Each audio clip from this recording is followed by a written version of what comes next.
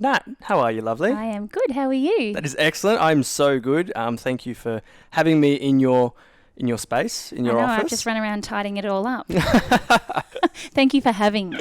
You are so welcome. What have you been up to today? What's today been like? Oh, today I have an event coming up that I'm speaking at in a couple of days. So I've just put the finishing touches on the presentation, which we were discussing whether we needed or not. Exciting. Because I'm someone that just likes to flow with it. If I think I have a distraction if there's something there. That's why I don't put the questions agree, here. This but is just guess for what? looks. The people Yep. like to look at something Visual other than learners. you. Yeah. Yep. Sometimes they want to see something else. So, plus, if you want to be able to give people, direction of where they can find you, or I've got opt-ins and all sorts of things I want people to be able to access, then I need to put that up there so they can get their phone out straight away and Awesome. download and work out what's going on for them. I agree. I think that's a very... If people are visual learners and you're just talking to them, then if you can have it there, they can at least read it, listen, take in the information. Exactly. So what event are you speaking at? I'm speaking at an event called Women Empowered, which is an event that travels around the US. So I'm going to be in LA this weekend, but they've got another event in DC in a few months. So hopefully I'll be there as well. But it's a networking and business event with a big range of different topics and speakers. So I'm really excited because I love business. Yeah. Even though that's not my background, I love it. I love that side of things, so I'm excited for that. Sounds amazing. You do so many things, and I think that we've known each other for a bit. We're in a little exclusive group, thanks to Olivia Arizolo. That sounds really wrong. Not that group. A Instagram group, and that's how we met. Mm-hmm. But apparently you're from Mildura. I am from the same place that you're from, which... when you come from a country town, no matter what the country town, it always blows your mind that you meet someone else that comes from the country town because the world is so big. Yep. But I think if you're from a city, it's not so mind-blowing. It's like, you're from Melbourne, I'm from Melbourne. Oh, wow, that's amazing. But when you say you're from, So we grew up in Mildura, and I've been in Melbourne, however, for nearly 25 years. So I call Melbourne home. Awesome. Mm-hmm. So that's all I kind of know about you, and obviously through your Instagram, which is a lot of amazing value and content that you share. So for the listeners and for myself that don't know too much about you, can you give us a wrap up of your life from start to where you are now and everything that you do? This is perfect because you're about to speak on stage and this is sharing your story. Oh, yeah, totally. Well, I came from a very health conscious family, almost too health conscious. It was, as a kid growing up, I'd be embarrassed about the food on the table at the birthday party because rewind...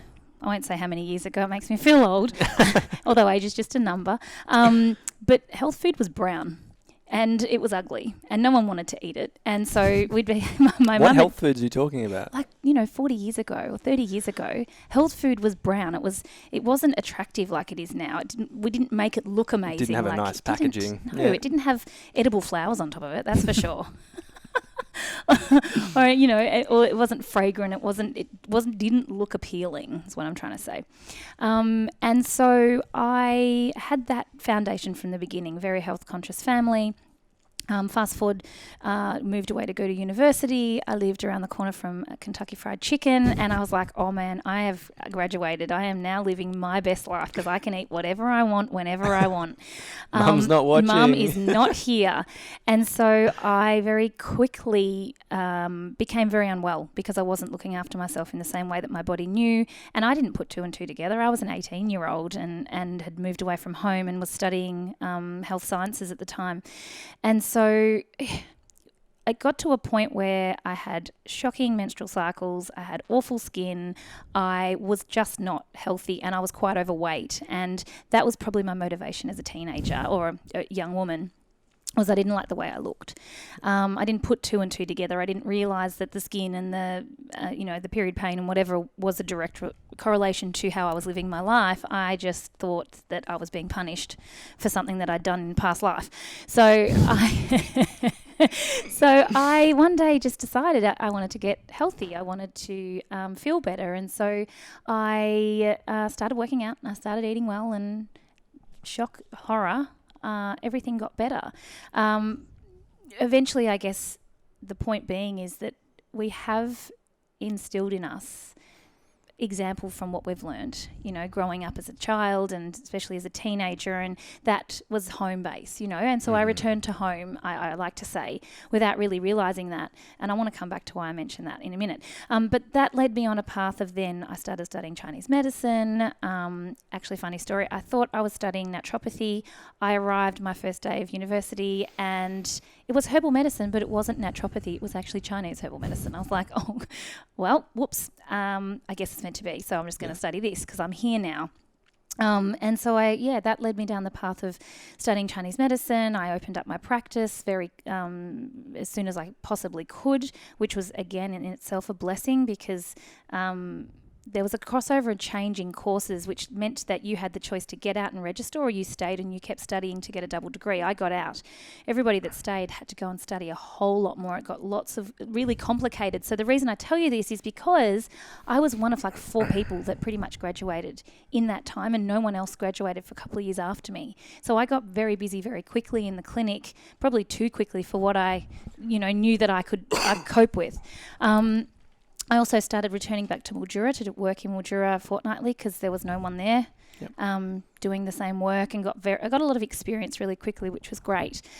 So the clinic continued to thrive, and I guess I did make a very bold statement saying I would never treat women's health or hormones because I don't know about you, but if you're collectively all you're seeing is women who have hormonal issues, your days can look pretty grim. Yep. a lot of problems, a lot of complaining. Sounds like fun. Yeah, right. So anyway, I didn't want to do that, but I had so many women with problems, especially infertility, and one day I just surrendered to the idea that maybe that was what I was supposed to be doing. I was resisting it, and maybe that was where I was supposed to start to focus my attention. So I got very niche and I did a lot of fertility work, and at the time there weren't many people offering solutions for women.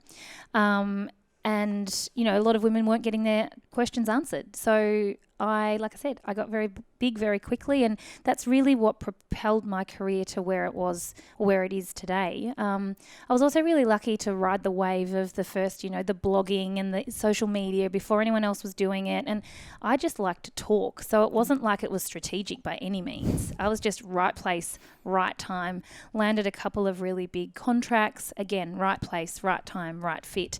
And then it just sort of continued to go from there. And I have to say everything that I've done to date that's actually worked has been an experiment. Mm-hmm. And everything that I've tried to contrive and control has never worked. So, after many years of now, how it goes, having a couple of wins and a lot of fails, I can definitely say that I need to ride the experiment wave because that's what seems to work.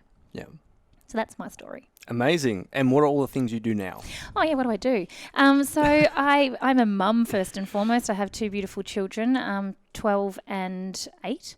I'm a 2 times best-selling author, a 2 times podcaster, and I have a mentoring program as well as run the Pagoda Tree, which is a women's health clinic. It's not just women, but it's a health clinic for fertility, pregnancy and health for women, and that brings me great joy. But really what I love doing, like I said before, is this mentoring aspect in business and helping people to do those things that I've already done. I always say to my mentees, if I've done what you want to do, then I'm the person for you. And I guess I realised that because I had mentors that hadn't done what I wanted to do. And I was investing a lot of time and energy and money. And whilst they helped me probably personally, in terms of business, I was, buying their ideas of what they thought I should do, but they'd never actually done what I wanted to do. So I went and found a mentor that has done what I want to do, and that's really been a game changer. So I love nothing more than sharing and speaking, and I think this is why I really love social media. It's just another platform to connect with people, to have conversations, and really allow people to really see who you are. I think it's such a privilege to use a platform like that, to be able to use your influence and share. Because really the only way that you were able to do that before is literally speaking to someone. Right. There was not a massive platform. Absolutely. And, I know that there were certain days in clinic where I would sit there and think, I have just said the same thing 17 times. We need to do something about this. Clearly it's a collective problem, whether it was period pain or infertility or PCOS or endometriosis or whatever it was. So I do love that aspect, and it you know, my husband said to me the other week, when you're doing that, you don't realize how you light up.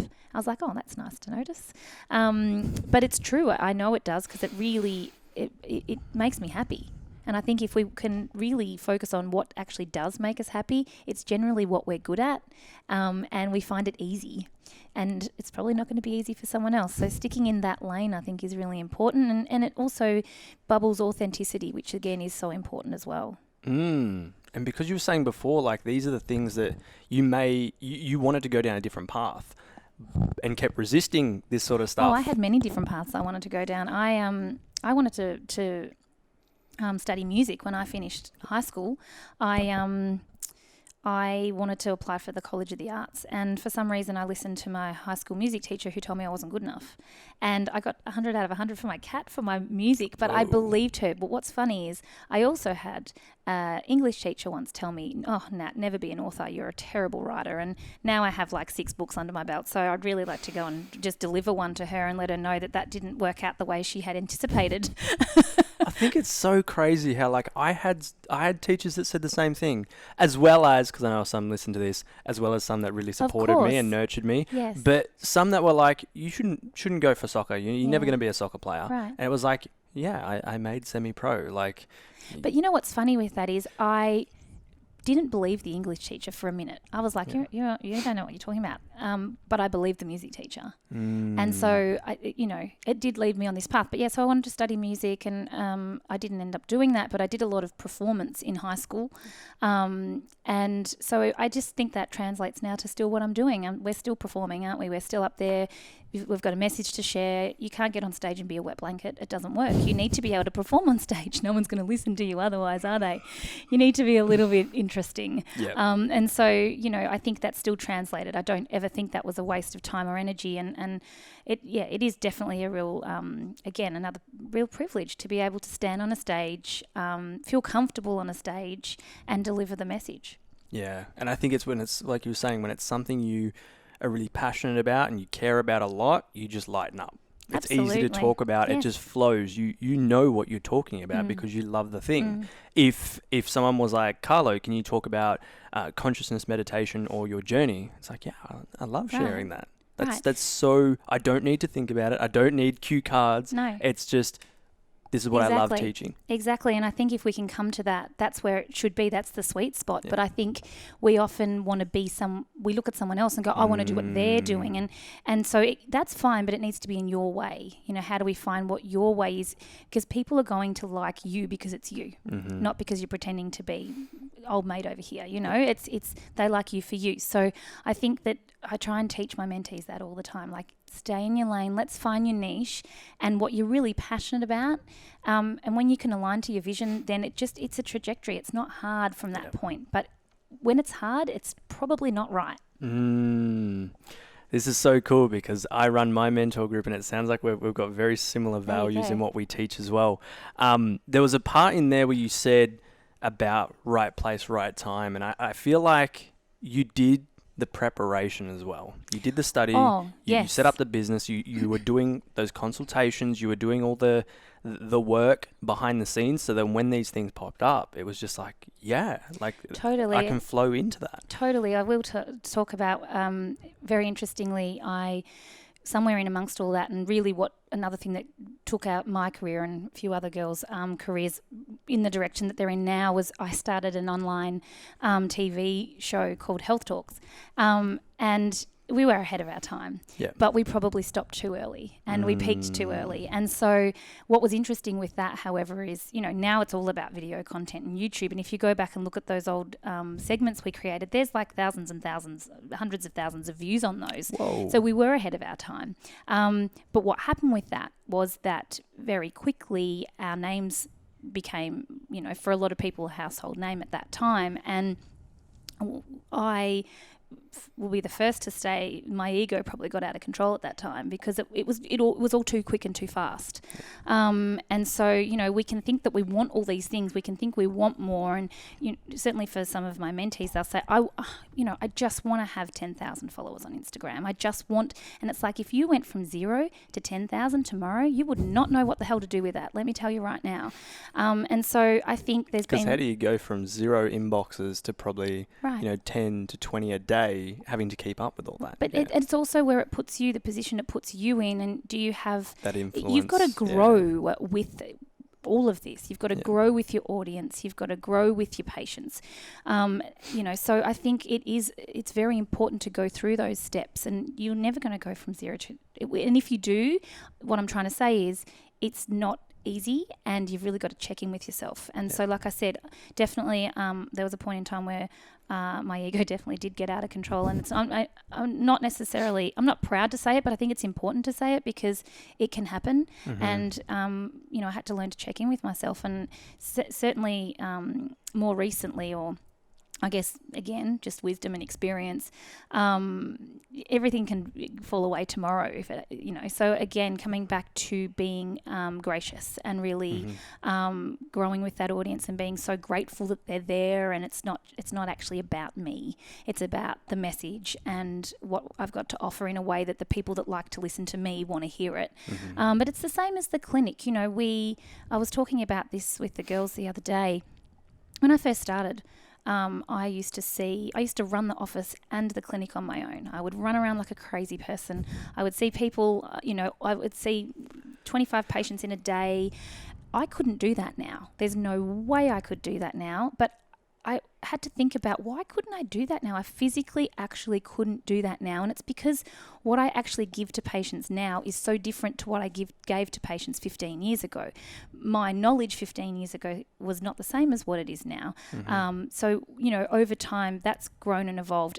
My appointment times are twice as the duration now, but I want to sit with someone. I want to give them the information. I really want them to have the knowledge. And so what that allows me to do is also understand that what I'm giving them, and it feels like for the exchange of what they're giving me, they're getting a lot of value out of that. So it allows me to charge a price that's probably far higher than the average practitioner in Melbourne, but the value is definitely there. But I don't run around like a crazy person anymore in the clinic. I give patients my time and energy, whereas I wasn't doing that when I first started. So it is this process, it's growth, I hate the word journey, but that's what it is, unless someone wants to create another word, you've got to evolve over time and constantly check in and constantly reassess, but if you're then always aligning to your vision, you're not going to get it wrong. Mm-hmm. I love that so much. There's so many little rabbit holes we can go down on this. I think what I'm really curious to know is, would you say that after all that and everything you've transitioned into, do you think you're living your purpose? Yeah, definitely I'm living my purpose now, but I maybe wouldn't have said that. Would I have said it? I guess I wouldn't have known whether I was maybe 15 years ago, but I can definitely tell you now, yes. And for the most part, I'm at a point where I will wake up and I'll be like, awesome, new day, let's go. Happy to wake up, happy to be here. And I see a lot of patients that aren't happy to be here. They are just, it's, I'm doing this until this, or I'm doing this until this. And it's like, you don't have to do it until. You can start now. And it's not until you actually create the space and step into that now, whatever that is for you, that if it's part of your purpose, and we look at it as a high vibing as opposed to low vibing, you're going to go exactly where you need to go. But I think we live for when I have the money, or when I have the degree, or when I have whatever it might be, when I'm pregnant. This is the great one in the clinic. When I'm pregnant, I can leave the job I hate. Guess what? You're not going to fall pregnant whilst you're in the job you hate. So, it's really about, how can I start to live this now? What do I need to do now? Even if you're a student studying, I say to my mentees, get your socials up and running, get things happening. You can start now. Yeah. It should start from the moment that you fall into living your purpose. I think that's all part of it. So I love waking up and I love doing what I do. It's one of the quotes that I love. It's like, when is the best time to plant yesterday was the best time to plant a tree. The second best time is today. So start now. And I think a lot of people see probably your following, your brand, and I've had my mentors come to me and they're like, well, how do we build this? How do we build, our following of our podcast? You just have to start and then develop from there. Absolutely. If you don't put out that thing or start that page or start that business, you're never going to know. We launched a website that was just a rebrand, a refresh, brand new website though. And 3 weeks later, I went to search for something on my website and I'm like, where's the search bar? Where's the search function? So I email my developer and I'm like, where's the search function? He goes, you don't have one. I'm like, right, well, we kind of need one of those, but we would never have known had it not launched. That there was no search function. And really, who's going to know? And if someone comes back and says, hey, there's no search function, you're going to be so grateful that they came back and said that.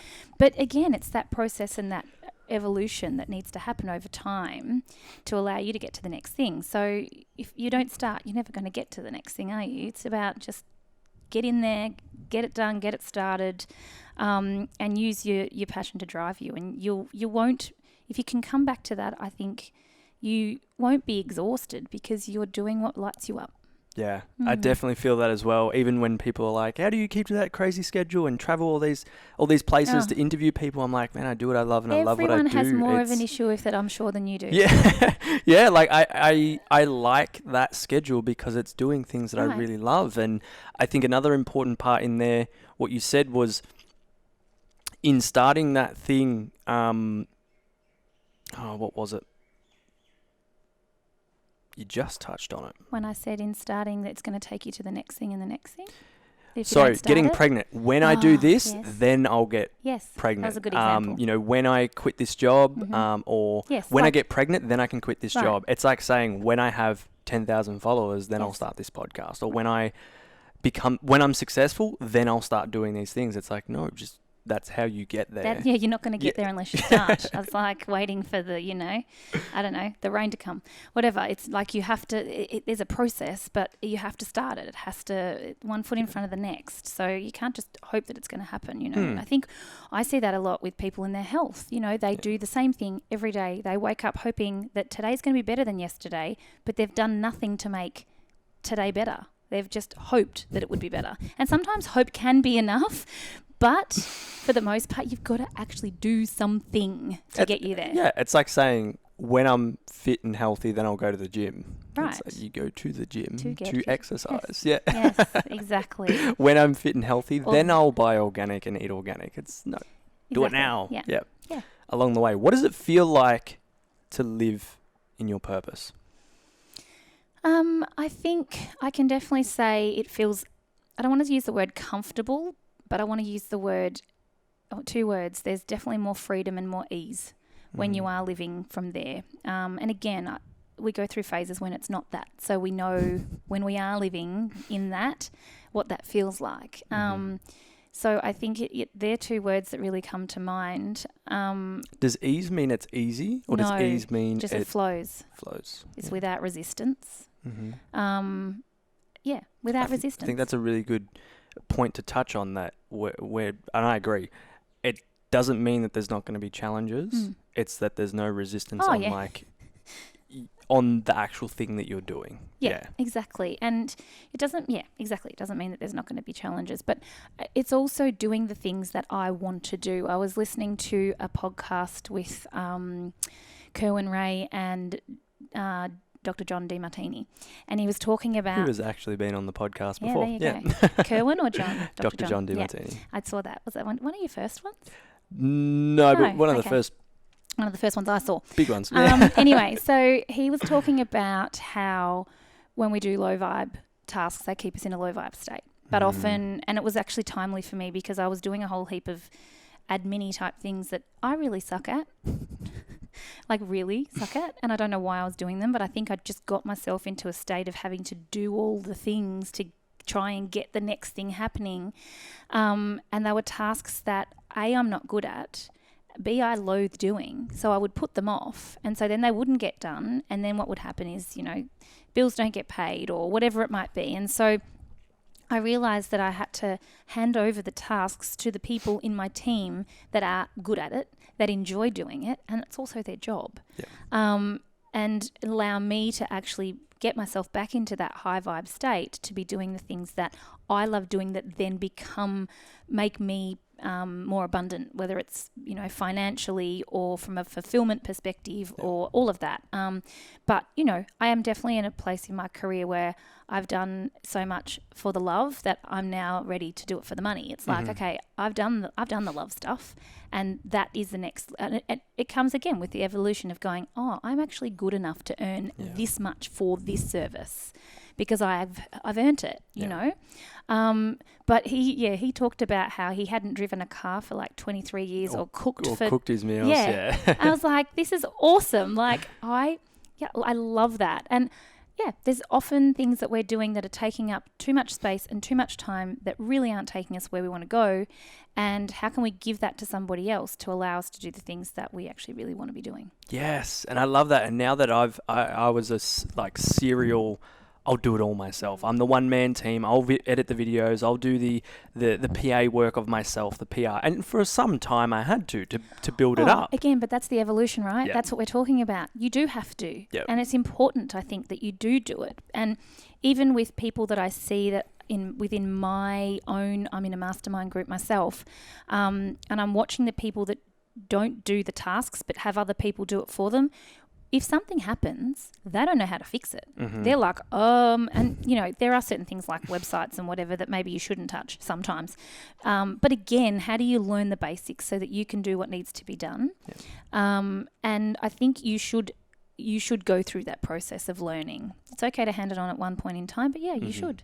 That's like now. Like I've got a meeting today with an accountant to then pass over the bookkeeping stuff that I don't want to do. My PA that does the background stuff a lot for the podcast and a lot for my mentor group. A video guy that now edits and puts the videos up for the podcast. And I was doing all these things and it was taking up energy that I was like, this video. It would take me literally probably 3-4 hours to do what he does. You probably used to dread it. Yeah. And put it off. It was last minute uploads. Yeah. And he does it in like 30 minutes to an hour. Right. And I'm like, okay. And don't get me wrong. There's value and there's like, for someone with not anymore, but I had a very, and this came from my parents, why would I pay someone to do something I can do? Yes. I think that comes from Dean Graziosi when he was like mowing his lawns and he paid someone to do it and his dad rocked up and was like, why are you doing that? Yes.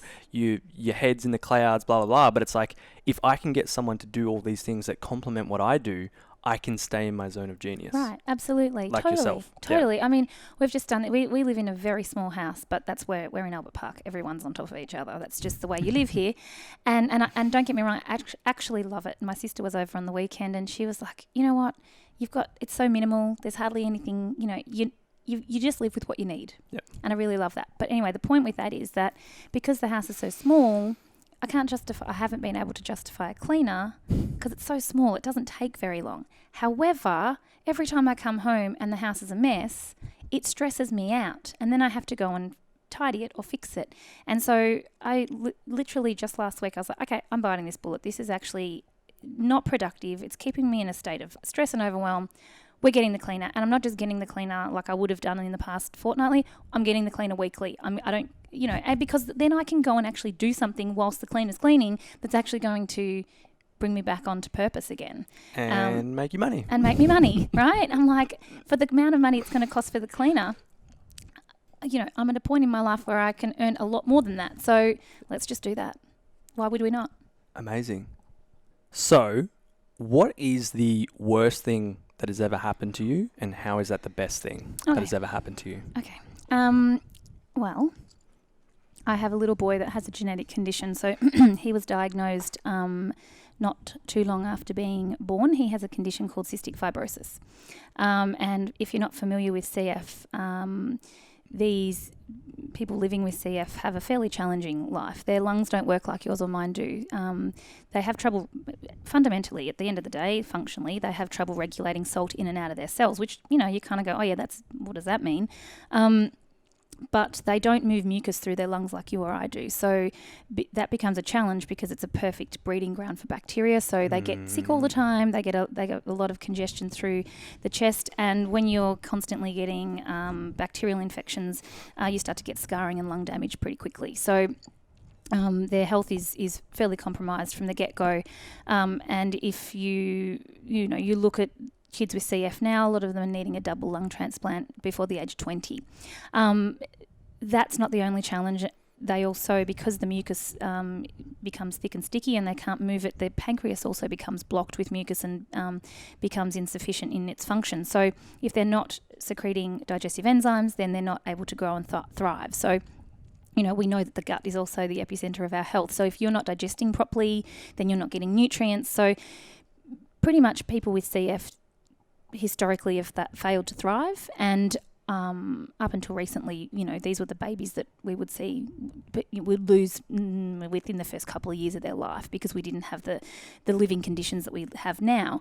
And so he was diagnosed, and it wasn't his diagnosis wasn't as much of a shock to me as it was that my best friend, her son has CF as well, and there's only 3,000 people in Australia living with CF. Wow. So you think that that's not that big a deal. You're like, oh, that's so great. You can connect. You can be together about that. You can grow together. Well, actually, two kids with CF aren't supposed to be together because of cross-infection. So that was a challenge, but I'll get back to that in a minute. What happens when your child's diagnosed is you're thrown into what I call CF boot camp, and you're in the hospital over about a week, and you'll learn everything there is to learn. And I tell you now, you get the fear of God put in you that you've got a child that's going to be sick, that it's pretty much your life's changed. It's not positive, and you've got to quickly learn how you're going to change your life to cope with that. And children with CF, as the protocol change from time to time, but they need a lot of medication and a lot of close care and support. And very grateful that we live in a world we can get that. However, the prescribed treatments for Geordie were so outside of my world, I couldn't tell you. So they wanted, what they do generally, at least 8 years ago, is that they give these babies very strong antibiotics from birth for the first 2 years to prevent any bacterial infection, which sounds good in theory, except it doesn't really consider their gut function or their liver function or anything else. Mm-hmm. It just tries to keep the lungs pristine. It was a very difficult time. It was a time where I really felt like I was grieving something I hadn't lost, no different to a diagnosis, say, of cancer. I think the difference when we're a little bit older is we've had some life experience, or someone's got to live their life, at least if it's an older person being diagnosed, not so much children. But a baby was really hard to get my head around, because I would, you want to love your baby, but I'd look at him and think, oh gosh, what happens if I fall in love with you and then I lose you really quickly? It was not good. And I definitely went down the rabbit hole for that week especially was really hard that he was diagnosed. But fast forward, so we went through the process for that, and I'll try and keep the story moving along. We were heading into the hospital on the very last day, and of that sort of week of intense learning. And I looked at my husband and I said to him, I think maybe this might be okay. And he was like, and as my husband does, he's like, okay, whatever. Like, I don't know how this is actually going to be okay. But I'm like, what happens if we just actually started to advocate for Geordie's health rather than us look at how sick he's going to be? And so I went into the hospital that day and sat with the paediatrician, and I said, look, he was going through the protocols of everything that we needed to do, and it just sat so wrong within, like, every fibre of my being. It made me feel sick to think about the treatment process we're about to go down. And I said to him, I'm really sorry, it's no disrespect, but we come from two separate worlds, and unfortunately, and I wish they weren't separate, and they definitely are joining more, complementary medicine and conventional medicine. And I said, but I just can't do what you're asking me to do. Mm-hmm. And he said, well, this is what we do. And I said, okay, well, can you give me some research? And he said, well, as it stands, we don't really have much. And I said, okay, well, what about his what about his liver? And he said, well, we don't really care about his liver. We care about his lungs. I said, what about his gut? We don't really care about his gut. I said, well, he needs his immune system. He needs his immune system to thrive. And this is just at the time we were really starting to have the turning point with gut health. And so I said, one of two things needs to happen here. Either we need to get on the same page, or I'm just going to probably lie to you and let you think that I'm doing and pretend that I'm doing what you're asking me to, but I will not be doing that because it doesn't feel good. It doesn't feel right. And I said, can I have 6 months, a year without him having antibiotics? That's what I would like. And he said, no, but I'll give you 6 months. I said, perfect, let's go with that. And he said to me, if he gets sick, then you need to do exactly what I'm going to tell you to do. But I will give you some time to do what you feel like you need to do. And so with that, I felt like I had some control over the situation. I felt like it just felt good. And so we really started really trying to look for health for Geordie, like where I could see evidence of health. And if I could focus on health and well-being and thriving, then I saw evidence of health, well-being and thriving.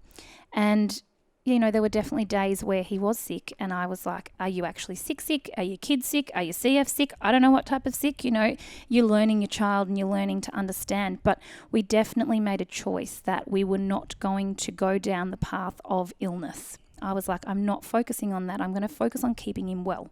Mm-hmm. I'm going to focus on the positive aspects of his health.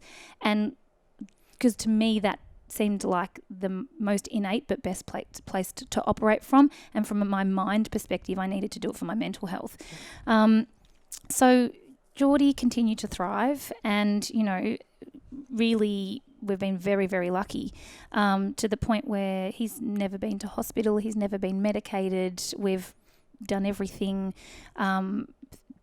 purely through lifestyle pretty much for him, and he's an extremely healthy 8-year-old boy. And so, what I can say is that the more you practice that type of mindset, the more it just becomes part of who you are. Mm-hmm. And now I can hand on heart say to you, I don't worry about Geordie's health at all anymore. He is just, he has some challenges that if we don't keep an eye on, then things could go in another direction. But I don't think it's the lifestyles as much as it was our mindset that actually led him to where he is today.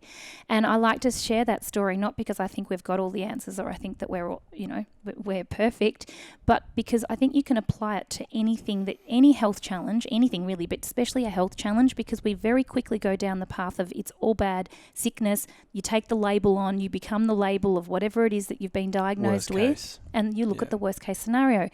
But I do see this in clinic a lot, and sometimes we're not dealing with it as serious conditions as CF. I get that. We might be dealing with something like, some type of hormone imbalance, say PCOS, for example, and a woman will come in and she'll be bawling her eyes out, and it's a patient I've seen before, and she'll say, I've just been diagnosed with PCOS. And I'm like, how are you any different from yesterday? You're the same person you were yesterday. I could have told you had PCOS, but now you just have a definitive label for it, and we very much love to step into the label, oh, I am PCOS or I am cystic fibrosis. It's like, no, you are you and you get to do it your way.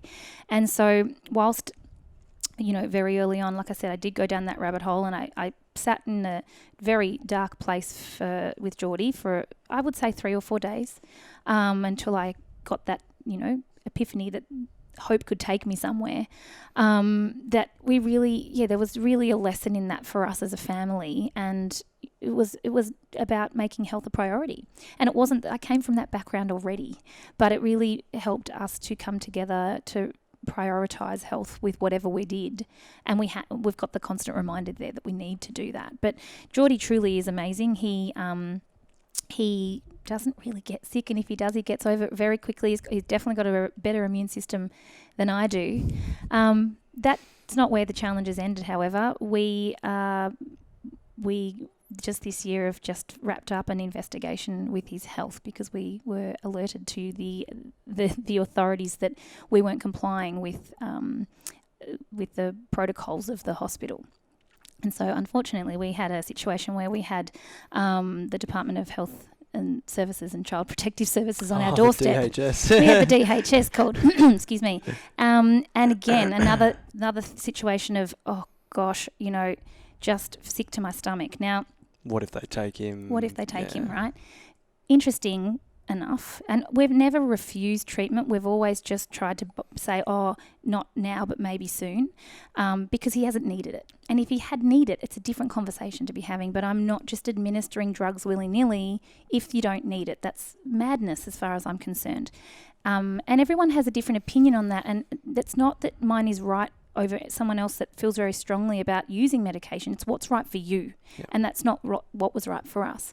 And so it was very interesting because my dad is a child protective officer and had been for many years. And when Geordie was quite little, I remember having this conversation with one of his doctors and thinking, oh gosh, can they take him off us if we don't do what they're saying we have to do? And so what we'd done for him is we had backed up his care where we were seeking second opinions always. So the reality was I knew that they weren't going to take him away because we have been getting a second medical opinion his whole life. So we'd backed ourselves with that. It wasn't that. It was that I was mortified. The process was completely humiliating as what I would consider a reasonable person with my child's best interest at heart. Now, I understand, again, we have to have these establishments and rules in place because there are people that don't do the right thing, unfortunately. But when you are advocating, it's very, very frustrating when you can't actually advocate anymore for what you want for yourself or your family. So anyway, the process was very interesting, and the officers were amazing. They were like, we are so sorry, but we have got a job to do now. We have to tick off this, we have to create a report, we have to tick off the investigation. It's like an audit almost. They're like, we can see you guys are not, there's no issues. So that was fine, but we still had to go through the process. And in doing that, it's been very interesting and very liberating because now I'm getting to have the conversations that I want with the doctors and the hospital to find a plan that's right for him. Whereas before, I didn't have as much leeway. Whereas now, because we've been investigated and we've been, shown to be fit and healthy and well to look after him, we are able to now have these proper conversations with what's best for Geordie. And I think that again was a really hard situation that definitely has been the best and the worst, because now being able to advocate for what he needs and being taken seriously, because he is in amazing health, and because I'm not changing anything that we've done for him based on the fact that he's thriving. So The whole point is, I think, again, it's the same thing we were talking about before. If you know where you want to go, if you know where your vision is on something, it's almost like if you can believe without a shadow of a doubt that that's where you're going, you'll go there. Yep. And I think that's, Geordie's an amazing example of that, because I just wasn't having it any other way. Now, I wish I could do that in every area of my life. I haven't quite mastered that yet. But when you can really focus on that, I can't say it's so powerful, and there is just no other way. It's just that way. And again, it's practicing that muscle and coming back to that same belief, coming back to your core or home, like I said at the beginning, coming back to that always. It doesn't fail us. We've got everything we need. We've just got to trust the process. Oh, I love that so much. There's it's a long story, but I think it's important. It is, and it shows so many different lessons and perspectives in that, and I think that's really important. And I got so much out of that. There's a whole separate podcast to be had on just that. But I love that so much. Thank you for sharing. No, I love sharing. Poor Geordie, he's a bit of a billboard, but that's fine. He's a billboard for health, so that's he'll a good enjoy thing. it. He'll enjoy it. What is the best advice you've ever been given? Oh, gosh. Best advice I've ever been given. What's sticking out and came to mind straight away, and I think we've already touched on it, but it's definitely just, you don't need to be anyone else but you. You don't need to pretend to be someone else. You can be motivated by somebody else. I think that's not the same thing. Yep. Inspired. Look at somebody, but also with grace, not with envy. Look at them. And even if the envy kicks in, then question, what is that? How can I actually, choose a different thought that takes me where I want to go, knowing that was my initial, it tells you so much about yourself as well. If you've got that initial, like, oh my gosh, how dare she? I think what's interesting in Australia, especially tall poppy syndrome, is real. It's a real thing. And I think you've got to be able to be strong enough to move past it. Again, if you're aligned to where you're going, it doesn't matter when you are very strong in what you say and believe that that is to be true. And And so I think, I would say to just be who you are. Like, you don't need to be anybody else. Don't pretend to be someone else. Nobody likes fakes anyway. And it's actually exhausting. I've seen it, I've really watched this wave, especially of the health coaches. I'm quite an intuitive person. I can generally see things unfold before they unfold. And I remember saying maybe 5 years ago, this whole health coach thing, people need to be really careful. I think health coaches are amazing, but be a health coach. Don't pretend to be a doctor. Be a life coach. Don't pretend to be an accountant. Whatever it is, if you don't have the qualifications, you don't need to pretend to be that. Be who you are. And really, I've loved this part of mentoring as well, because I get to show these girls, or they're all girls that I mentor anyway, how powerful it is when you can step into who that is as a coach or a doctor or whatever it might be, that you get to do what that is. But also at the same time, if you are a doctor, you've earned being a doctor. So it's really quite offensive as someone who's taken a long time to study, that someone can come and make those claims that actually you can't. So I did call this a long time ago. I was like, this health coach thing is as long as it's done properly, it's going to be fine. But I've watched a whole heap, especially in the health and wellness industry, just fall away because they were all carbon copies of each other, all pretending to be something that they weren't. The ones that have remained true, they're still out there doing it. And you know who they are because they're everywhere if you follow them. So they're there because they've remained true to who they are. They stayed in their lane. They learned everything that they needed to learn about whatever that was for them, and that's what's made them successful. I love that. And one of the books I'm reading at the moment from a guest that's been on, Dr. Dane here, is Be You and Change the World. And like you were saying, if we just step into that, we can change the world. We can have an impact, whether that's a few or many. We step into what we want to do without trying to be something else or take on somebody else's role or look at somebody else in an envious way. It's like whatever they've got, you also possess that. You just need to unlock it. And I think that's social media at the moment, and that's a great thing. We can be inspired by people, and I love your perspective on that. What advice would you give your 16-year-old self? I was a naughty 16-year-old. What advice would I give my 16-year-old self? I think we go through that phase where we're not kind to ourselves, and I don't know that you can necessarily have that perspective. It's hard to have the perspective, but I think you have to at some point trust and look ahead at all the other people that have got where they wanted to go and where they needed to go, and know that you'll get there too. I think as a young woman, it can feel very isolating. It can feel very like I'm the only person going through these things, and you're definitely not. So, and drawing your community, your group of girlfriends, and they're really important to, in terms of your growth. And so I think that those are the things that I would be saying to definitely my 16-year-old self, and just be kind. Love that as well. It's powerful advice for someone in that stage where it's trying to fit in, trying not to have something unique that stands out, that can be picked on. Right. I tell you what, if I look back, it's kind of rude but not rude, if I look back at all the kind of quirky, nerdy kind of kids I went to school with, they're killing it now. And if I look at all the popular, very good looking, they're not killing it now. So there's something to be said, and it's going to be okay. You know what I mean? Like, I think that it's not that they're not killing it, but that's just funny how things change. Nothing is permanent. I'm intrigued to know what success is to you. Well, it's a good question, actually. I guess, what's your definition? I guess, like I said to you, I think success is actually obviously getting an end result, but I think part of the result is the process that you go to get there. How difficult, how much resistance were you met, as opposed to what we spoke about before? How much ease was there in doing that? And I think being successful, actually, there's an element of that ease and freedom with it that comes with getting to where you want to go or want to be. I don't think that I've certainly done things, like I said, that were very contrived, that the end result, would I say that that's success? No. Whereas the things that have worked through experiment and created from a really great place of love and integrity? Yes. So I think it's using those things to fuel you, to take you where you want to go, to get the things that you want to get. That's my definition of success, if that's a definition. Yeah. No, I love it. I love it. How can people become more fulfilled in life?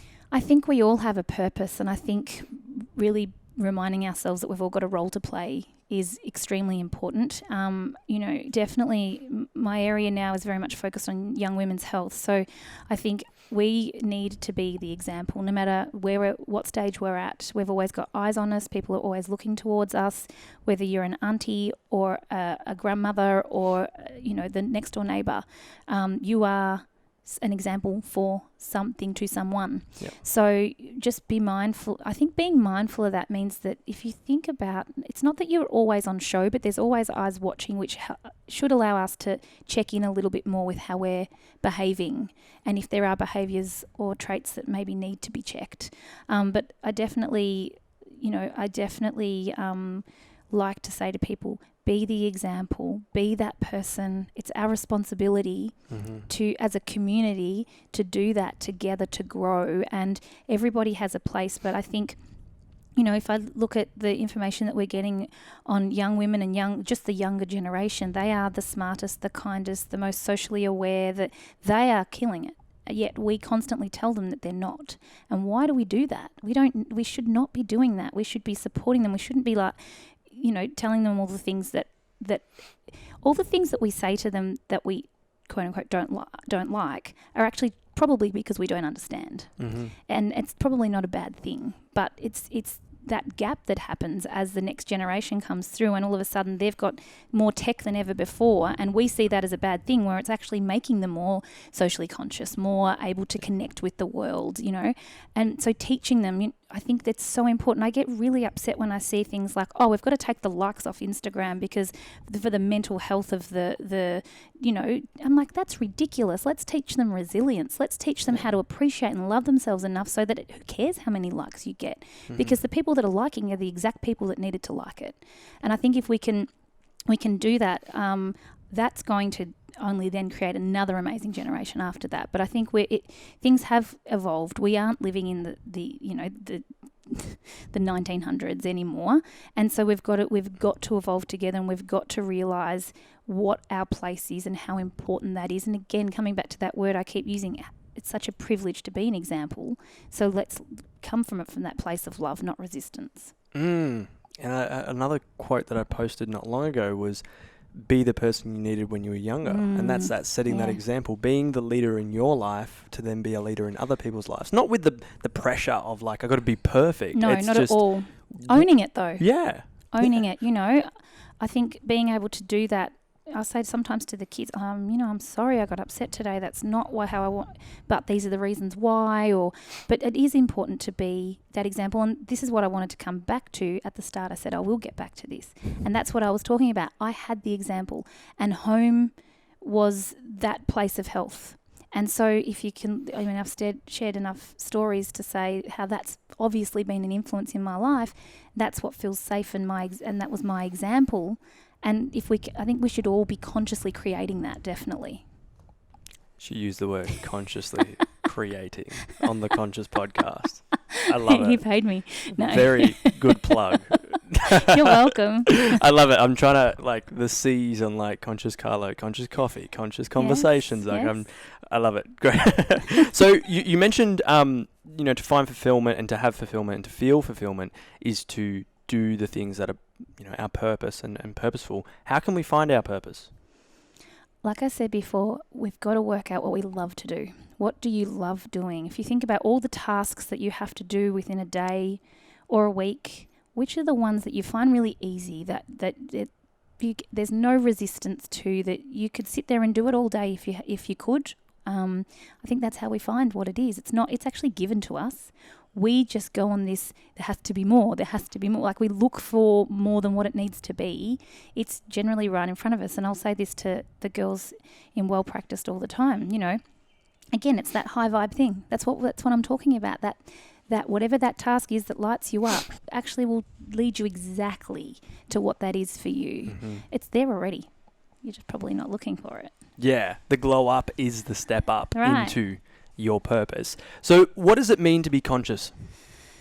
I think it means to be awoken to who you are and what you're doing and why you're doing it. You know, again, I keep coming back to, if you know those things about yourself, then you can make conscious choices that are going to keep you fueled and on that path. But I think if you don't know where you're going, well, you're not conscious, are you?